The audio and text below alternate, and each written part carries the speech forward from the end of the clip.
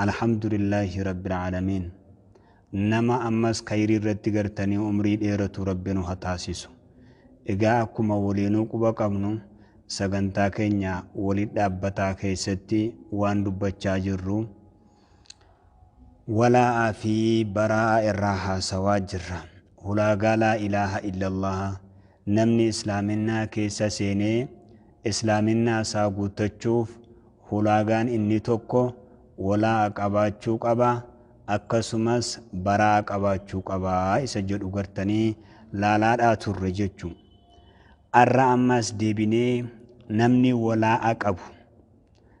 ولا أقبو مالتو إسرا إيقما مال قوتتشو قبا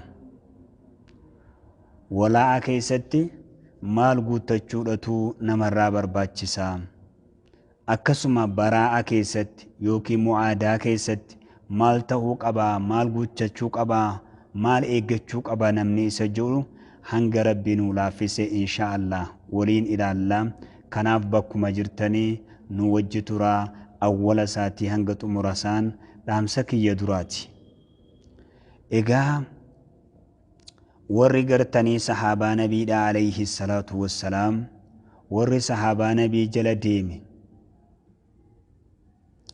نيادن نمني لا إله إلا الله جنان ولا أقباتشوك أبا هلاغا ولا آهند قوتتشوك أبا برا أسقباتشوك أبا هلاغا برا آهند قوتتشوك أبا جدن كن جرقما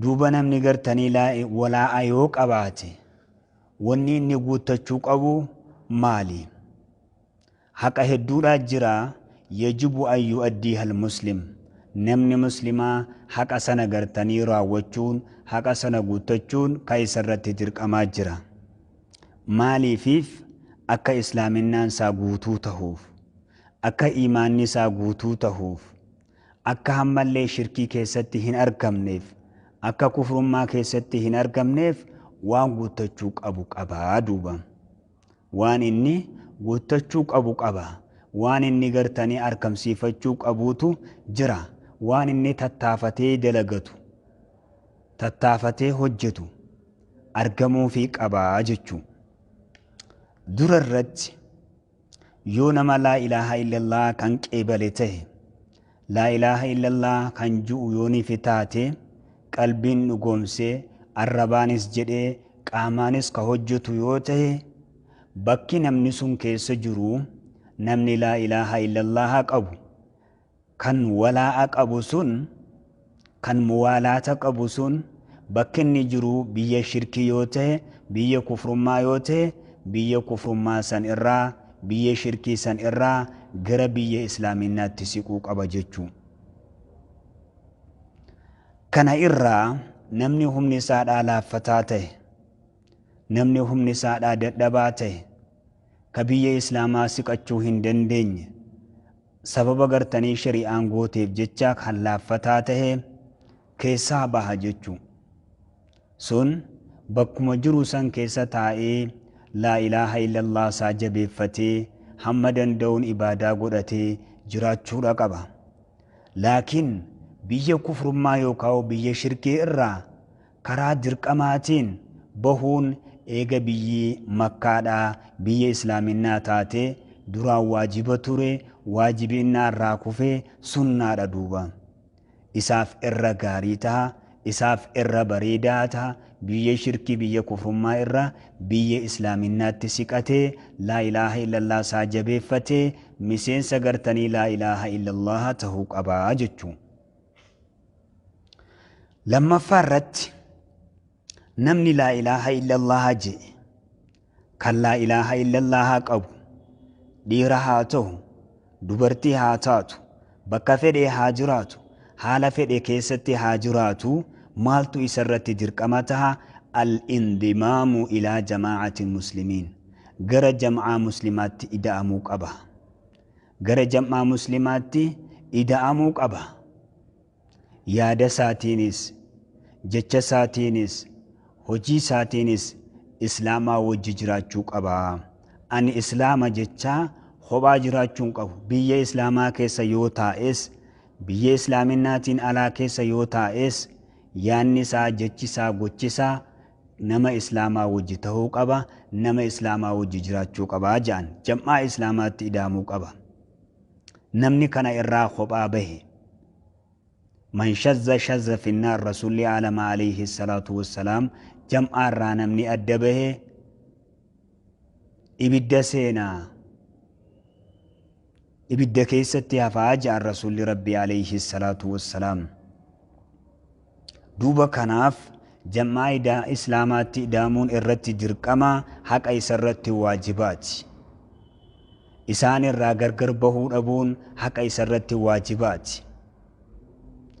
Nama islaamaa kanaa wajjin hojii khayrii irratti, waan toltuu ta'e irratti yaadaan wal gargaaruu, jechaanis wal gargaaruu, hojii qaamaatiinis wal gargaaruu kanaatu isarraa eegama.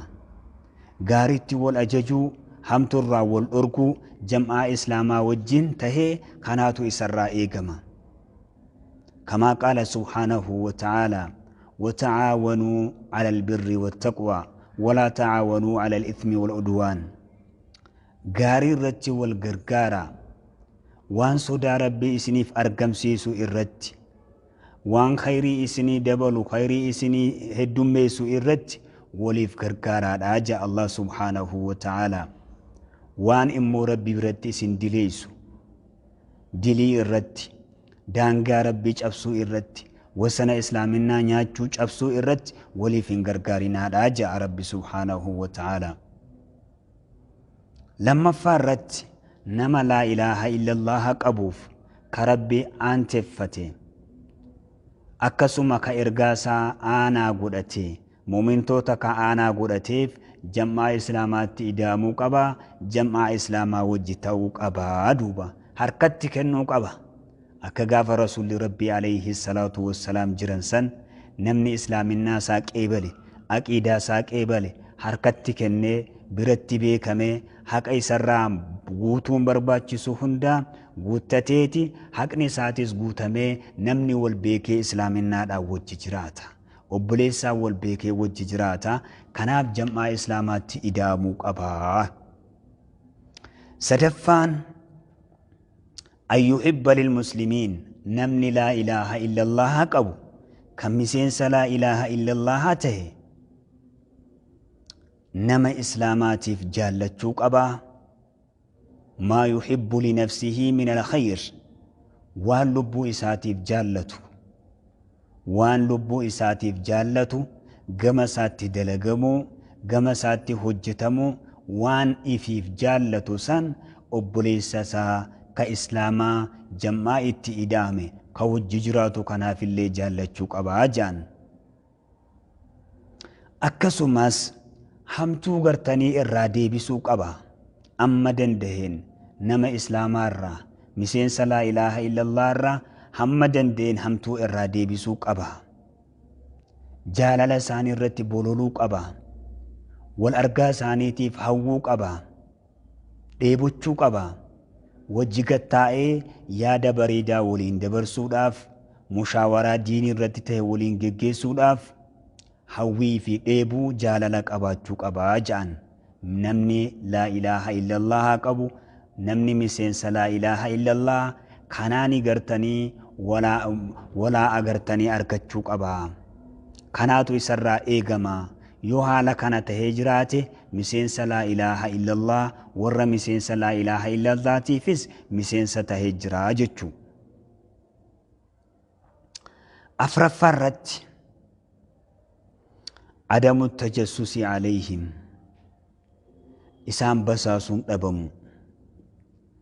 Awraa isaanii, hir'ina isaanii, qaanyii isaanii jala deemee barbaaduu hin qabu. Dhokataa isaanii aybii isaanii dirree baasuudhaaf ijaan barbaaduu hin qabu. Arrabaan barbaaduu hin qabu. Gurraan barbaaduu hin qabu. Takka oduu isaanii isaan irraa fuudhee, incitii isaanii isaan irraa fuudhee gama aduwwii islaamaatti, incitii islaamaa akkasumas oduu islaamaa fuudhee gama aduwwii gartanii islaamaatti geessuu hin qabu, siqsuu hin qabu. Garaan isaa tokko ta'uu qaba, yaanni isaa tokko ta'uu qaba, jechi isaa tokko ta'uu qaba, hojiin isaa tokko ta'uu qaba. Nama miseensa laa ilaaha illallah kanaaf miseensaatiif inni illee miseensa ta'uu qaba. Incitii isaa jabeessuu qaba. Gama aduwwiitti gartanii akbaara isaanii, incitii isaanii siisuu hin qabu, dabarsee odeessuu hin qabu. Dabree ammas waan dandaheen nama islaamaa azaa godhuu hin qabu. Nama miseensa laa ilaaha illallah azaa godhuu hin qabu. Arrabaanis haa ta'u, harkaanis haa ta'u, kara fedheenuu haa ta'u, nama islaamaa azaa godhuu hin qabu, rifachiisuu hin qabu, mufachiisuu hin qabu. Namni miseensa laa ilaaha illallah, namni rabbii aanteeffate, ka ergaa isaa aanteeffate, ka rabbitti amane, ka ergaa isaatti amane, ka salaata shananii walit dhaabu, ka zakaa horii kennatu, kanaas ofirraa eeggachuu qaba. Islaaminaan salaatuu qofaa miti. Rabbitti amananii ergaa isaatti amanuu qofaa miti. Rabbitti amanuun hulaagaa qabu qaba. Ergaa isaatti amanuun hulaagaa qabu qaba. Haqa rabbii guddaati. Eeggamuu qaba kulleenuu. Haqa hawaasa rabbitti amanee eeguu qaba. Ammaas na abeeffachuu hin qabu, xilaateeffachuu hin qabu. Yoo islaamni wal dhabe, oduu islaamaa, incitii islaamaa fuudhee aduwwiitti geessuudhaa miti, aduwwii islaamaa geessuudhaa miti. Yoo isaan wal dhabaniihuu iddoo isaanii wali dadeessuu qaba, haqaan wali araarsuu qaba, wal taasisuu qaba. Nama wajji nyaatee wajji dhugu wajjin jiraatu taasisuu qaba.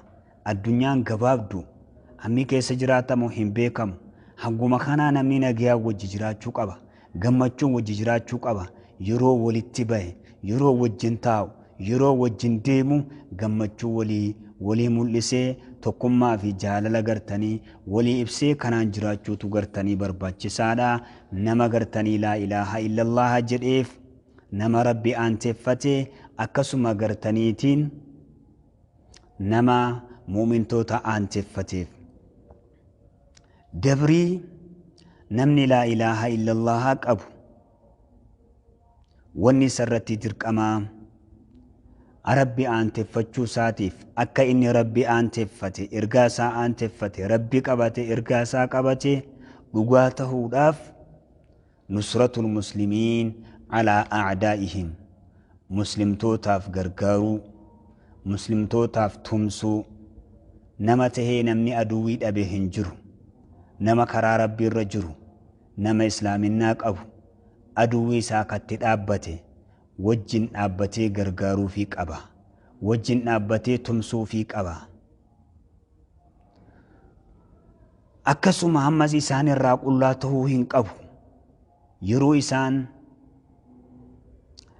isaan gartanii tumsa keetitti haajoman, bira dhaabbachuu keetitti yeroo isaan haajoman, yaadaanis haa ta'u, jechaa gochaanis haa ta'u, rakkoo keessattii fi bal'oo keessatti bakka feeteehu jiraadhu, isaan lubbuudhaan gargaaruun, qabeenyaan gargaaruun, arrabaan gargaaruun, humnaan gargaaruun, gammachuu isaanii itti ida'attee, gadda isaaniitis itti ida'attee, gammachuu fi gaddas waliin qooddattee wajji jiraachuun sirratti dirqamaa. Yoo laa ilaaha illallah ka qabaannu taane hulaagaan kun nurraa guutamuu qaba. Warra hulaagaa kana guuttatee kanaan milkaa'uu rabbi nu haa taasisu. Obboleeyyan waa xiqqishoo boqonnaa fudhannee walitti as deebina.